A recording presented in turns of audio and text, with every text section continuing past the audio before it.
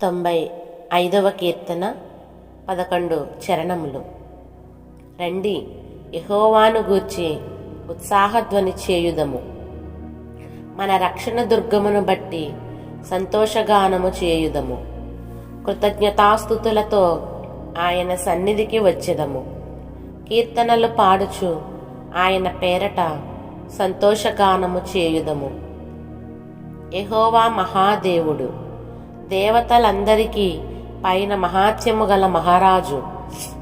భూమి అగాధ స్థలములు ఆయన చేతిలోనున్నవి, పర్వత శిఖరములు ఆయనవే. సముద్రము ఆయనది, ఆయన దాని కలుగజేసెను. ఆయన హస్తములు భూమిని నిర్మించెను. ఆయన మన దేవుడు, మనము ఆయన పాలించు ప్రజలము, ఆయన మేపు గొర్రెలము. రండి, నమస్కారము చేసి సాగిలపడుదము. మనలను సృజించిన యెహోవా సన్నిధిని మోకరించుదము. నేడు మీరు ఆయన మాటను అంగీకరించిన ఎడల ఎంత మేలు.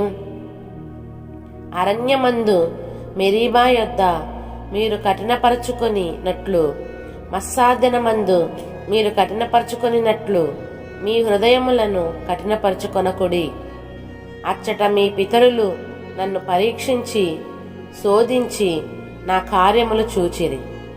40 ఏండ్ల కాలము ఆ తరము వారి వలన నేను విసికి, వారు హృదయమును తప్పిపోవు ప్రజలు, వారు నా మార్గములు తెలుసుకొనలేదని అనుకొంటిని.